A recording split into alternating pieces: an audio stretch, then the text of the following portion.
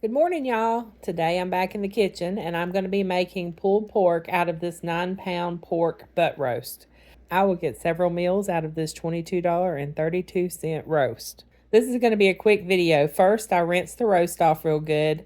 I've been strictly on a low carb diet recently. I'm trying to cook foods that I can freeze and have easy ways to prepare meals later, especially if I get busy or life gets hectic. Unexpected things happen, like getting stuck in the middle of a hurricane while vacationing and then being exhausted for a week when you get home, things like that.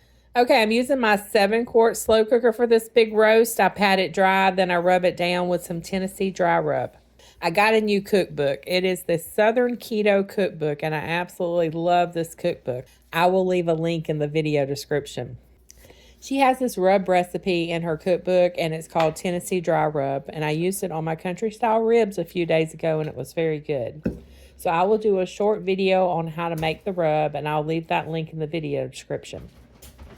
My brain has not been working ever since the hurricane. I don't know if it's mental fatigue from being in that safe shed with 110-mile-an-hour winds blowing around, not sure if the shed was going to blow away or not, or the long drive home dodging trees, but my brain isn't firing on all cylinders right now. I didn't need to put this in the crock pot yet. I have other things that go in the crock pot first, so I'm just going to move this roast into the skillet for the time being. The recipe calls for 1 medium onion thinly sliced and 4 cloves of peeled garlic. I've sliced a Vidalia onion, but I don't have any garlic cloves left. So I'm just going to add some minced garlic in. The cookbook is by Natasha Newton, and I've tried a few keto cookbooks and I haven't been very impressed until this one. I am very impressed with this cookbook. 90% of what I eat is Southern cooking, so that's what made keto so difficult for me. But this cookbook has given me a little hope that I can actually stick with this. So over the next few weeks, I will probably be posting videos from this cookbook, and we will give you our opinion on each thing I make. So far, each recipe I've made has been a success, at least on my end. There are a few Steve did not care for, but he will let you know which ones. Then add in 1 cup of apple cider vinegar and 1/4 cup of water, and I've got it all mixed in the same cup. Then you want to place the roast back on top. This recipe calls for a 5-pound roast, but mine is 9 pounds, but we're going to go with it. I'm just going to use everything the same as the recipe says.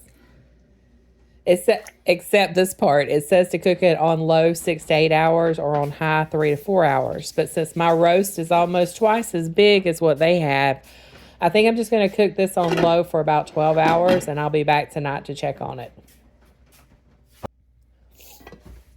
Okay, you know it's ready when the meat just starts to fall off the bone. Or you can get your thermometer and check the temperature, but I know this is good and hot. It's been cooking for 12 hours. I'm just going to take half of this out right now and just remove the pork from the crock pot, and with 2 forks, pull it apart. And then you just shred it with the forks. And what I do is I put 2 servings of pulled pork on a piece of aluminum foil, wrap it up, and then I put that in a freezer bag. And I do that until the freezer bags are full. And as you can see, I have 14 2-serving packets of pulled pork. I have 2 freezer bags here. And altogether, there's 14 packets, and there's 2 servings in each packet.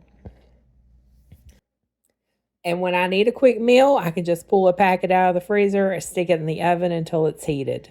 Then I can have a pulled pork salad, I can have a wrap, or I can just have a bowl of pulled pork with some sugar-free barbecue sauce on it. I've never had pulled pork with apple cider vinegar before, and this is very good. The pulled pork is very juicy and flavorful. We both loved it. I forgot to get a review video with Steve trying it out. I just thought I'd pack for him for dinner tonight because I had leftovers from yesterday that he didn't care for. Well, that's a video for another day.